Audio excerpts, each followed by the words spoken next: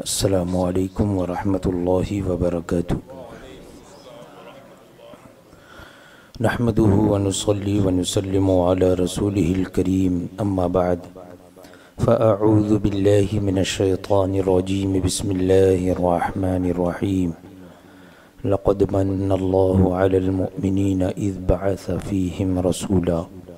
सदक़ल्लाहु मौलानल अज़ीम व बल्लग़ना रसूलुहुन नबियुल अमीनुल करीम व नहनु अला ज़ालिका लमिनश शाहिदीन वश्शाकिरीन वल्हम्दुलिल्लाहि रब्बिल आलमीन।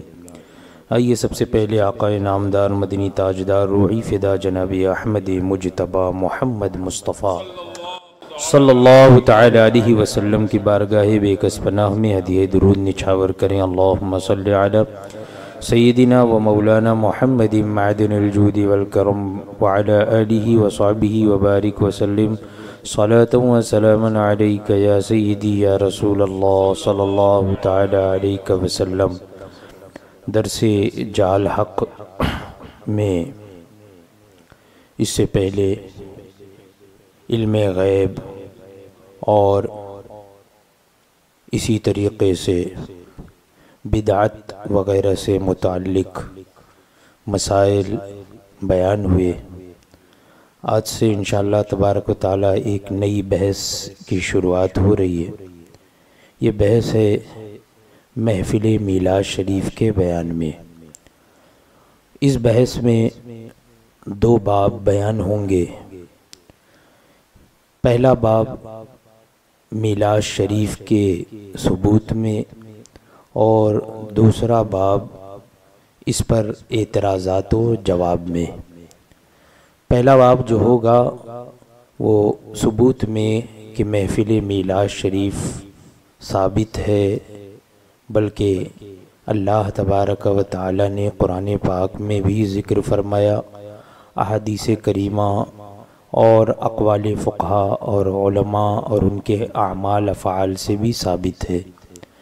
पहला बाब शुरू किया जा रहा है मीलाद शरीफ के सबूत में। फरमाते हैं कि अव्वलन सबसे पहले तो मालूम होना चाहिए कि मीलाद शरीफ की हकीकत क्या है और उसका हुक्म क्या है। किसी भी चीज़ का बयान शुरू करने से पहले उसकी हकीकत मालूम होना ज़रूरी है कि मीलाद शरीफ कहते किसे हैं और उसका क्या हुक्म है। फिर ये जानना ज़रूरी है कि इसके दलाइल क्या हैं, क्या क्या दलीलें हैं, कुरान में है, हदीस में है। तो हकीकत मीलाद शरीफ की हकीकत है हुज़ूर अक़दस सल्लल्लाहु तआला अलैहि वसल्लम की विलादत पाक का वाक़या बयान करना। ये है मीलाद शरीफ की हकीकत। हमल शरीफ के वाक़यात, नूर मोहम्मदी सल्लल्लाहु तआला अलैहि वसल्लम के करामात, नसबनामा या शीर खारगी और हज़रत हलीमा रदी अल्लाह ताला अन्हा के यहाँ परवरिश हासिल करने के वाक़यात बयान करना और हुज़ूर अलैहिस्सलातु वस्सलाम की नाते पाक नज़्म या नस्र में पढ़ना। नाते पाक का माना होता है तारीफ़ करना। तो हुज़ूर अक़दस सल्लल्लाहु ताला अलैहि वसल्लम की तारीफ़ नात चाहे आदमी गुनगुना के पढ़े जैसा कि आपने समाअत किया, या नस्र में यानी तकरीर और बयान वगैरह के या बातचीत गुफ्तगू के अंदाज में खड़े होकर या बैठकर, जिस तरह भी हो, इसको मीलाद शरीफ कहा जाएगा। इसी को मीलाद शरीफ कहते हैं। अब महफिल मीलाद शरीफ मुनाकिद करना और विलादत पाक की खुशी मनाना और इसके ज़िक्र के मौके पर खुशबू लगाना, गुलाब छिड़कना, शीरनी तकसीम करना, गर्ज़े की खुशी का इजहार जिस जायज़ तरीक़े से हो तो वो मुस्तहब और बहुत ही बाइसे बरकत और रहमत इलाही के नुज़ूल का सबब है। महफिल मीलाद शरीफ हज़रत ईसा अलैहिस्सलाम ने दुआ की थी कि रब्बना अंजिल अलैना माइदतम मिनस समाई तकूनु लना ईदल लिअव्वलिना व आखिरिना। रब्बना अंजिल अलैना माइदा, ए हमारे रब हम पर खान नाजिल फरमा, मिनस समा, आसमान से दस्तरखान नाजिल फरमा। और आगे हज़रत ईसा अलैहिस्सलाम ने दुआ में क्या फरमाया? आप फरमाते हैं तकूनु लना ईदल अव्वलिना व आखिरिना, कि ये यानी जिस दिन दस्तरखान नाजिल हो तो ये हमारे अव्वल और हमारे आखिर यानी बाद में आने वालों के लिए ईद का दिन हो जाए। तो आसमान से दस्तरखान जिस दिन नाजिल हो तो हमारे अव्वल व आखिर के लिए ईद का दिन हो जाए। मालूम हुआ कि माइदा यानी दस्तरखान आने के दिन को हज़रत मसीह हज़रत ईसा अलैहिस्सलाम ने ईद का दिन बनाया। आज भी इतवार को यानी संडे को ईसाई इसीलिए ईद मनाते हैं कि इस दिन दस्तरखान उतरा था, इसीलिए छुट्टी करते हैं। और हुजूर अलैहिस्सलातु वस्सलाम की तशरीफ आवरी तो इस मायदे से कहीं बढ़कर नेमत है ना। आसमान से दस्तरखान नाजिल हो तो ये अल्लाह की नेमत नाजिल हो रही है, तो वो हमारे लिए ईद का दिन हो जाए। हज़रत ईसा अलैहिस्सलाम फरमा रहे हैं तो जब दस्तरखान के नुज़ूल पर ईद का दिन हो जाए तो हुजूर अलैहिस्सलातु वस्सलाम की तशरीफ़ आवरी तो इस दस्तरखान से कहीं बढ़कर नेमत है। लिहाजा उनकी विलादत का दिन भी यौमुल ईद है, ईद का दिन है। हाँ, इस मजलिसे पाक में हराम काम करना सख्त जुर्म और गुनाह है। जैसे औरतों का इस कदर बुलंद आवाज़ से नाज शरीफ पढ़ना कि अजनबी मर्द सुने, सख्त मना है। औरत की आवाज़ अजनबी मर्द को सुनना जायज़ नहीं। अगर कोई मर्द नमाज की हालत में किसी को सामने निकलने से रोके तो आवाज़ से सुबहान अल्लाह कह दे, यानी कोई सामने से गुजर रहा है तो नमाज में ही आवाज़ थोड़ी बुलंद आवाज़ से सुबहान अल्लाह कह दे, ताकि गुजरने वाला जो है मुतवज्जे हो जाए कि कोई नमाज की हालत में है। लेकिन अगर औरत किसी को रोके तो वो आवाज़ से सुबहान अल्लाह ना कहे, बल्कि बाएं हाथ की पुश्त पर दाहिना हाथ मारे, यानी आवाज़ ना निकाले। नमाज की हालत में भी हुक्म यह है कि आवाज़ ना निकाले। फरमाते हैं जिससे मालूम हुआ कि औरत नमाज में ज़रूरत के वक्त भी किसी को अपनी आवाज़ ना सुनाए, तो इसी तरह मीलाद शरीफ में जो है वो औरत जो है गैर मर्द को आवाज़ ना सुनाए। यानी जो हराम काम है उससे मना किया जाएगा, ना कि मुकम्मल तौर पे मुमानियत हो जाएगी।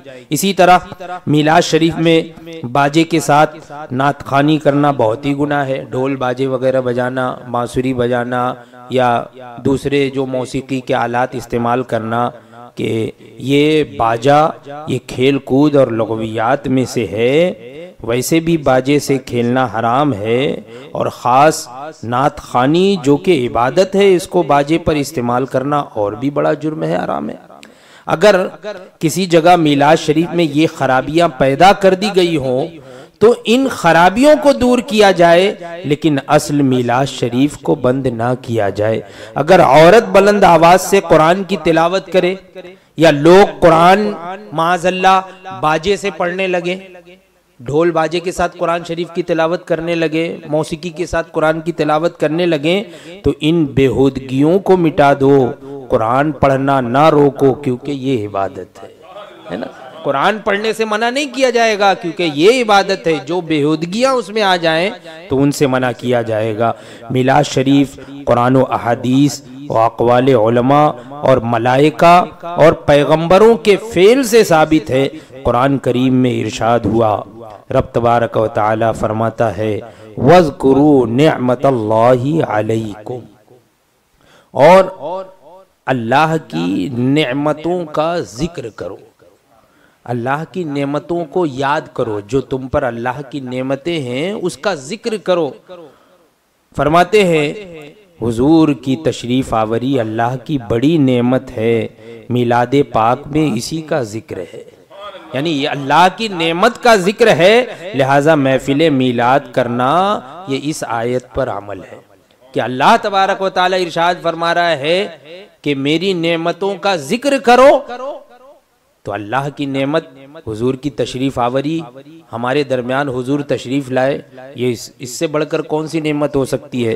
तो ये भी नेमत है। तो मिलाद पाक में इसी का तो जिक्र होता है, हुजूर की तशरीफ़ आवरी का जिक्र होता है।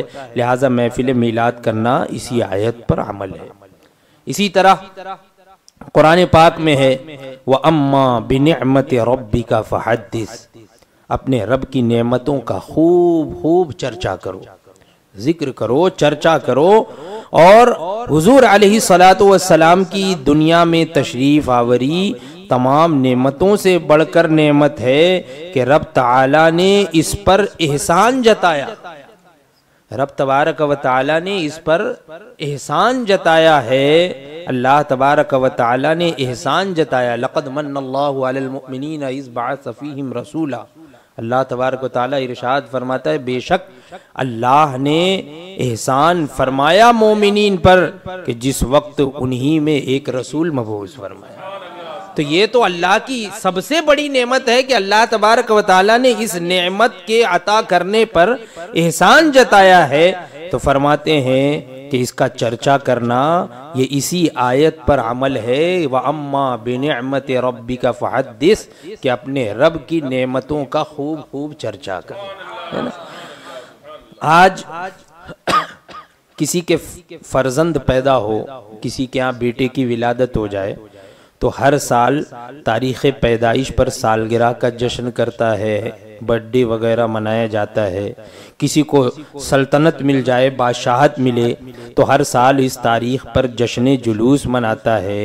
जिस तारीख़ को दुनिया में सबसे बड़ी नेमत आई, तो उस पर खुशी मनाना क्यों मना होगा, है ना भाई। हिंदुस्तान में तो हमसे ज़्यादा जो है वो गैर भी वो जश्न आज़ादी वगैरह मनाते हैं, अपने मदारिस में भी मनाते हैं। तो ये इन दिनों को हर साल मनाना ये बिदात और नाजायज़ नहीं है इनके नज़दीक। लेकिन हुजूर की तशरीफ़ आवरी अगर हम हर साल मनाएं तो ये उनके नज़दीक नाजायज़ हो जाता है। हालांकि जिस तारीख़ को दुनिया में सबसे बड़ी नेमत हुजूर की तशरीफ़ आवरी, ये तो सबसे बड़ी नेमत है, तो इस पर खुशी मनाना क्यों मना होगा। खुद कुरान करीम ने हुजूर अलैहिस्सलातु वस्सलाम का मीलाद जगह जगह इरशाद फरमाया। मीलाद कहते किसे है मैंने अभी बता दिया। मीलाद कहते हैं हुजूर अक़दस सल्लल्लाहु ताला अलैहि वसल्लम की विलादत पाक का जिक्र करना, विलादत से पहले का जिक्र करना, विलादत पाक के बाद का जिक्र करना, बचपने का जिक्र करना, या हुजूर की नात यानी हुजूर की तारीफ़ बयान करना, हुजूर की सिफ़ात बयान करना, इसी का नाम तो मीलाद है। तो फरमाते हैं कुरान करीम ने हुजूर अक़दस सल्लल्लाहु ताला अलैहि वसल्लम का मीलाद तो जगह जगह इरशाद फरमाया। फरमाता है, लक़द जाअकुम रसूलुन, ए मुसलमानों तुम्हारे पास अज़मत वाले रसूल तशरीफ़ लाए, है ना भाई। तशरीफ़ लाना तो दुनिया में तशरीफ़ लाना, इसी का नाम मीलाद है। हुजूर तशरीफ लाए तो अल्लाह तबारक व तआला इरशाद फरमा रहा है कि ऐ मुसलमानों तुम्हारे पास अजमत वाले रसूल तशरीफ लाए। तो इसमें तो विलादत का जिक्र हुआ, मिलाद शरीफ हो रही है। इसी तरह आगे फिर इरशाद फरमाया, लक़द जाअकुम रसूलुन मिन अनफुसिकुम। तो मिन अनफुसिकुम यानी तुम ही में से हुजूर अलैहिस्सलातु वस्सलाम का नसबनामा बयान हुआ, ये भी मिलाद शरीफ। नसबनामा हुजूर का बयान करना ये भी मिलाद शरीफ है। तो नसबनामा बयान हुआ कि वो तुम में से या तुम्हारी बेहतरीन जमात में से है ना, तो ये भी मिलाद शरीफ। ऐसे ही हरीसुन अलैकुम से लेकर आखिर तक, हरीसुन अलैकुम बिल मुमिनीना रऊफुर रहीम। तो ये जो सिफात बयान हो रही है, हरीसुन अलैकुम के तुम्हारे खूबियों के लिए, तुम्हारी बहुत ज़्यादा बेहतरी के चाहने वाले, हरीसुन अलैकुम यानी तुम्हारे लिए बेहतरी के ख्वाहां चाहने वाले, हरीसुन अलैकुम बिल मुमिनीना रऊफुर रहीम, मोमिनीन पर बहुत ज़्यादा मेहरबान और मेहरबान, रऊफ़ भी रहीम भी। अल्लाह तबारक व तआला ने हुजूर अक़दस सल्लल्लाहु ताला अलैहि वसल्लम की ये दो सिफ़ात भी ख़ास तौर से बयान फरमा दी कि हुजूर रऊफ़ भी हैं और रहीम भी हैं मोमिनों पर। तो ये सब ये मिलाद शरीफ ही ये फरमाते हैं कि हरीसुन अलैकुम से आखिर तक हुजूर अलैहिस्सलातु वस्सलाम की नात बयान हुई। आज मिलाद शरीफ में यही 3 बातें तो बयान होती है ना। हुजूर की सिफ़ात बयान होती है, हुजूर की तशरीफ़ आवरी बयान होती है, हुजूर का नसबनामा बयान होता है ना। यही तो मिलाद शरीफ में होता है। तो ये तो कुरान पाक की आयत से साबित है। इसी तरह अल्लाह तबारक व तआला इरशाद फरमाता है, लक़द मन्नल्लाहु अलल मुअमिनीना इज़ बअस फ़ीहिम रसूला, कि अल्लाह ने मुसलमानों पर बड़ा ही एहसान फरमाया कि उनमें अपने रसूल अलैहिस्सलाम को भेज दिया, है ना। हुजूर को भेजा अल्लाह तबारक व तआला ने, ये हम पर अल्लाह ने एहसान फरमाया। हुवल्लज़ी अरसला रसूलहु बिल हुदा व दीनिल हक़, रब्बुल आलमीन वो कुदरत वाला है जिसने अपने पैगंबर अलैहिस्सलातु वस्सलाम को हिदायत और सच्चे दीन के साथ भेजा। तो भेजने का जिक्र है, तशरीफ लाने का जिक्र है, यही इसी का नाम तो मिलाद शरीफ है, इसी का नाम मिलाद है। गर्जे के बहुत सी आयात हैं जिनमें हुजूर अलैहिस्सलातु वस्सलाम की विलादत पाक का जिक्र फरमाया गया। मालूम हुआ कि मिलाद का जिक्र सुन्नत इलाहिया है ना। अब अगर जमात की नमाज में, मस्जिद में नमाज हो रही है, अब नमाज में इमाम साहब यही आयात विलादत तिलावत करें, यही जो विलादत शरीफ की आयत मुबारका है, अगर इसी की तिलावत करें, पढ़ें, तो ऐन नमाज में मेरे आका का मिलाद होगा, है ना। देखो इमाम साहब के पीछे मजमा भी है और क़याम की हालत भी हो रही है ना। मजमा भी है, यानी ऐसा नहीं है कि तन्हाई में इमाम साहब पढ़ रहे हैं, बल्कि मजमे में पढ़ रहे हैं। मिलाद शरीफ का बयान हो रहा है और किस हालत में हो रहा है, क़याम की हालत में हो रहा है ना। तो क़याम भी हो रहा है, फिर विलादत पाक का जिक्र भी है, बल्कि खुद कलमे तय्यबा में भी मिलाद शरीफ, कलमे तय्यबा पढ़े तो इसमें भी मिलाद शरीफ है, क्योंकि उसमें है मुहम्मदुर रसूलुल्लाह सल्लल्लाहु तआला अलैहि वसल्लम। मोहम्मद सल्लल्लाहु तआला अलैहि वसल्लम अल्लाह के रसूल हैं। तो रसूल का माना क्या होता है? रसूल के माना है भेजे हुए, रसूल के माना है भेजे हुए, और भेजने के लिए आना जरूरी है।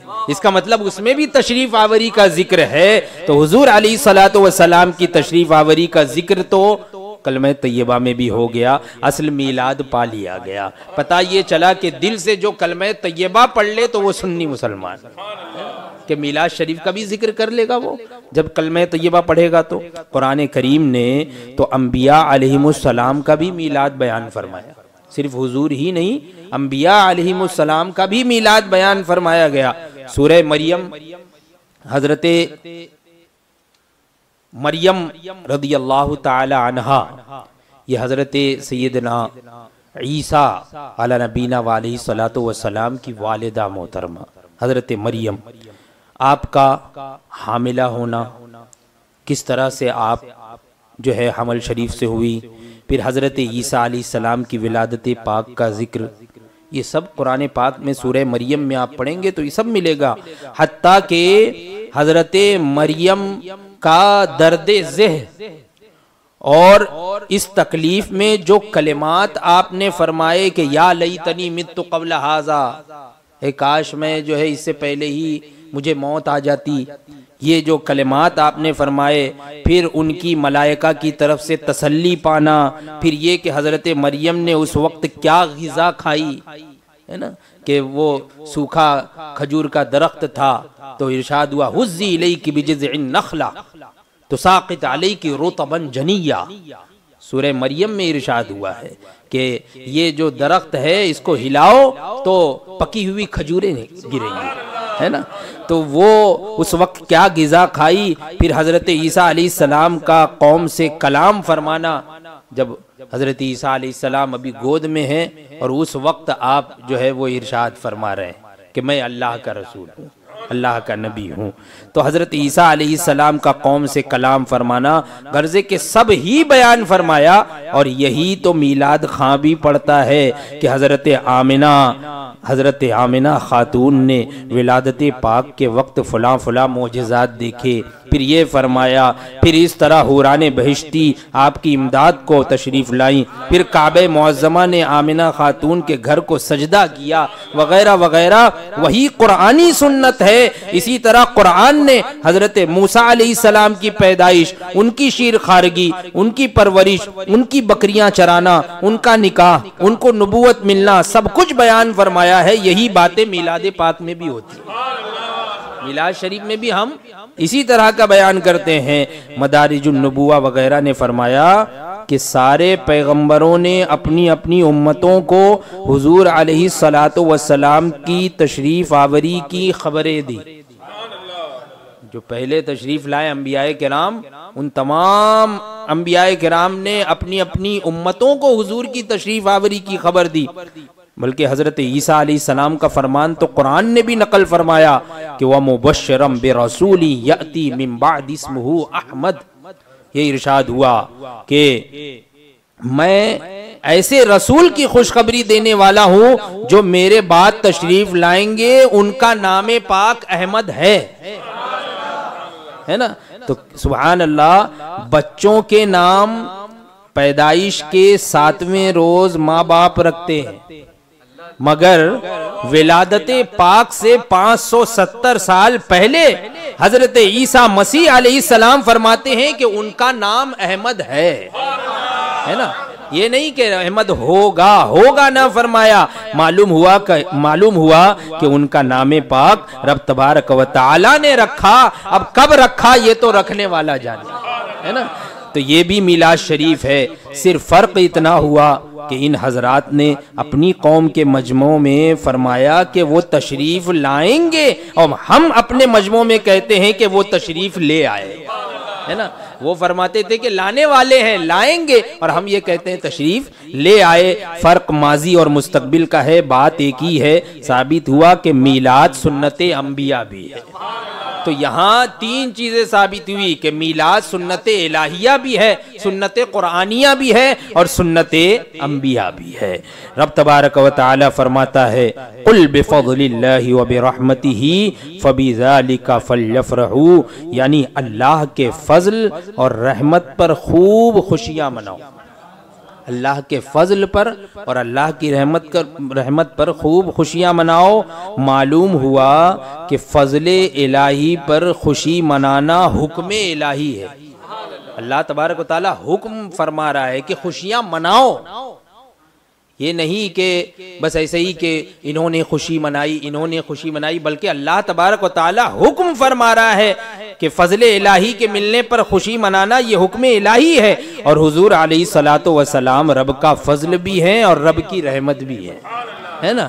तो लिहाजा उनकी विलादत पर खुशी मनाना ये इसी आयत पर अमल है।